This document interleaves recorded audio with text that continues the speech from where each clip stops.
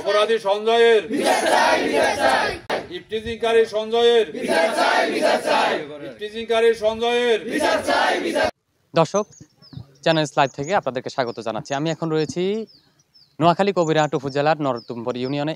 এখানে গতকালকে একটি ন্যাক্কারজনক ঘটনা ঘটে। সেটি হলো সংখ্যালঘু সঞ্জয়ের হামলার শিকার হয়েছেন একটি মুসলিম পরিবার, এবং সেই মুসলিম পরিবারের যিনি প্রধান রয়েছেন তিনি কিন্তু এখন মৃত্যুর সাথে পাঞ্জা লড়ছেন। সেই ঘটনাটি আমরা এখন জানতে চাইব। আমরা যতটুকু এ পর্যন্ত জানতে পেরেছি, সঞ্জয় নোয়াখালী গভর্নমেন্ট কলেজের মেধাবী শিক্ষার্থী মিমকে প্রেমের প্রস্তাব দেয়। মিম এতে রাজি না হলে বিভিন্নভাবে তাকে হেনস্থা করা হয় এবং রাস্তাঘাটে তাকে উত্ত্যক্ত করা হয়। সেই ঘটনার কেন্দ্র করে এখানে একটি মারধরের ঘটনা ঘটে এবং দুজন ব্যক্তি এখন মৃত্যুর সাথে পাঞ্জা লড়ছেন। শুধু তাই নয়, পাশাপাশি আরেকটি মেয়েকে এই সঞ্জয় উত্ত্যক্ত করে।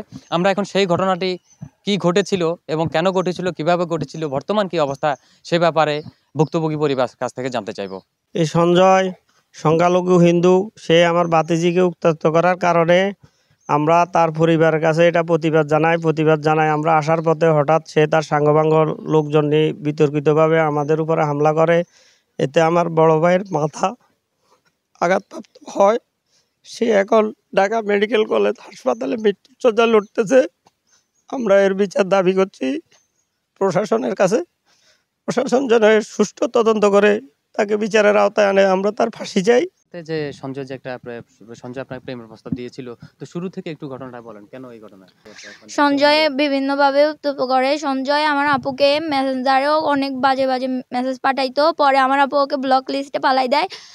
তারপর সে আমাকেও উত্তপ্ত করছিল কয়েক মাস ধরে। তারপর আমি আমার দাদুকে বলি, সে টিনটা খোলার চেষ্টা করতেছিল। পরের দিন দাদু আবার নামাজ পড়তেছিল, সে দরজাটা খোলার চেষ্টা করছিল। সঞ্জয় দরজাটা খোলার চেষ্টা করছিল।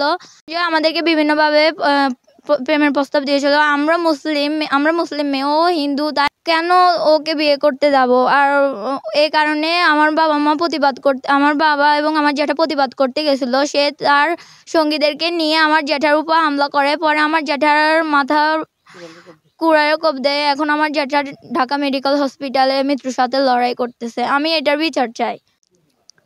সে আমার নাতিনের প্রস্তাব দিছে, প্রেমের প্রস্তাব দিছে আর আমার নাতিন রাজি হয় নাই।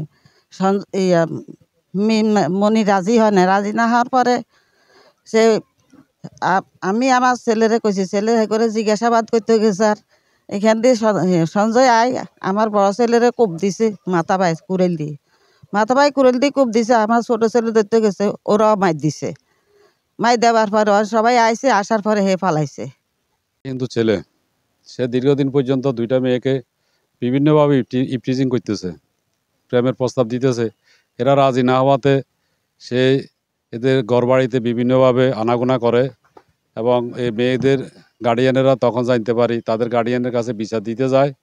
যখন বিচার দিতে যায় তখন গতকালকে রাত্রে বিচার দিতে গেছে, তার মেয়েদের মা বাপ বা চাচা জেঠারা গেছে।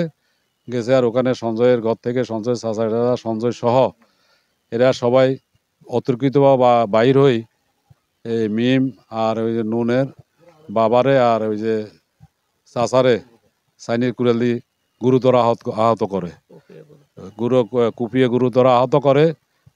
তাদেরকে প্রাথমিক পর্যায়ে কবিরহাট হাসপাতালে নেওয়া হলে ওখানে ডাক্তার বলছে তাদের পক্ষে সম্ভব নয়। ওখান থেকে নেওয়া হয়েছে সদর জেনারেল হাসপাতালে। ওখানে নেওয়ার পরে ওখানে ডাক্তাররা বলছে না, এই ধরনের কোনো যন্ত্রপাতি আমাদের কাছে নাই। তখন তাকে তাড়াতাড়ি ঢাকা মেডিকেলে রেফার করছে। ওখানে সেই 1:30টায় তার অপারেশন শেষ হয়েছে, 4 ঘন্টা লাগছে তার অপারেশন করতে। এখনও সে মৃত্যু সঞ্জয় পাঞ্জা লড়তেছে, এখনও তার জ্ঞান ফিরে নাই। আদর্শে জীবিত আছে কিনা, কি অবস্থা আমরা এখনও বলতে পারতেছি না। তো আমরা এই অন্যায়কারীর, এই ইফটিজিংকারীর আমরা বিচার চাই।